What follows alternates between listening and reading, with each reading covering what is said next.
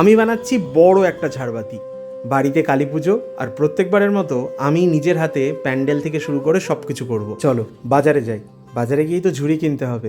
এই ঝুড়ি দিয়েই তৈরি হবে ঝাড়বাতি। পুজোর প্যান্ডেলে একটা ঝাড়বাতি না থাকলে ভালো লাগে না, কিন্তু এখন একটা বড় ঝাড়বাতি কিনতে গেলে তার দাম 10 থেকে 12 হাজার টাকা। তাই ভাবলাম নিজেই বানিয়ে নেবো ঝাড়বাতি। এই ঝুড়িটা পছন্দ হয়েছে, এই ঝুড়িটার দাম 150 টাকা চাইছে, আর এর থেকেও এক সাইজ ছোটো আরেকটা ঝুড়ি আমি নিয়েছি। আমার কিছু ছোট কুলোর প্রয়োজন ছিল, কিন্তু ছোট কুলো ওনার কাছে ছিল না, তো আমাকে এই বড় কুলোগুলোই নিতে হলো। আর লাগবে আমার দুটো পাটি। মোটামুটি যা লাগবে সব আমার জোগাড় হয়ে গেছে। এবার যাব মেন জিনিসে, সেটা হলো প্লাস্টিকের কৌটোর দোকানে। আমি ঝাড়বাতিতে কাঁচের ব্যবহার করব না, আমি করব এরকম প্লাস্টিকের কৌটো। তো চলো, আমার সব কিছু নেওয়া হয়ে গেছে, এবার বাড়ি যাই। আর এই দেখো, গত বছরের পুরনো কাপড় রয়ে গেছিলো, যেগুলো প্যান্ডেলের কাপড় ছিল, এগুলোই কাজে লাগাবো। আর তার সাথে কিছু পুঁতির মালাও রয়ে গেছে। এইবার শুরু করা যাক ঝাড়বাতির কাজ। প্লাস্টিকের কৌটোগুলোতে এরকমভাবে লাল বার কেটে কুচি দিয়ে নিতে হবে। এই দেখো, আমার রেডি হয়ে গেছে। আমি 7টা কৌটো নিয়েছি, আর এই ঝুড়িটায়ও সেম ওরকমভাবে কুচি দিয়ে নিতে হবে।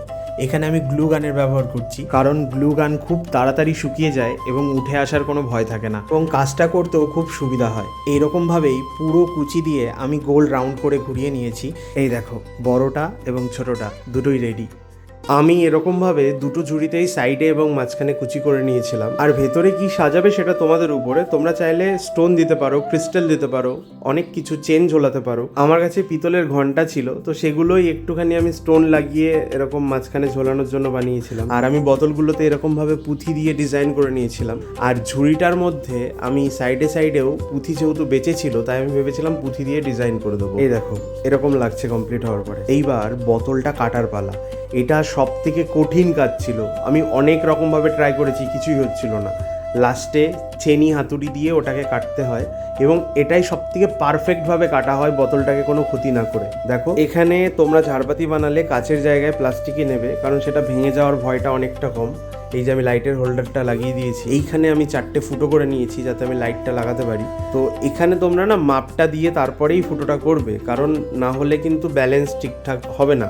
আমি এখানে গ্লুগান দিয়ে ভালো করে তারগুলোকে সেট করে নিয়েছি। আর বিশ্বাস করো, গ্লুগান ছাড়া এটা করা খুব ডিফিকাল্ট। একা হাতে সব কাজ করছি, আর বাড়িতে এত কাজ, আমি তার মাঝখানে এটা কমপ্লিট করছিলাম। মানে আমি বুঝতে পারছিলাম না আদৌ এটা কমপ্লিট হবে কিনা। এই যে তার জন্য মাঝখানে যা পেরেছি সাজিয়েছি। তো আমার ঝাড়বাতি কমপ্লিট হয়ে গেছে, এবার লাইট লাগানোর পালা। আর লাইটটা লাগিয়ে তোমাদেরকে দেখাচ্ছি ঝাড়বাতিটা কেমন লাগছে। এই ঝাড়বাতিটা বানাতে আমার টোটাল খরচ হয়েছে 620 টাকা। আর এই দেখো ঝাড়বাতিটা জ্বালানোর পর কেমন লাগছে। তো তোমরা অবশ্যই আমাকে কমেন্টে বলো যে তোমাদের কেমন লাগলো। আর যদি ভিডিওটা মনে হয় কাজের, তাহলে সেভ করে রেখো, আর নাই শেয়ার করে দিও। আজকের মতো টাটা।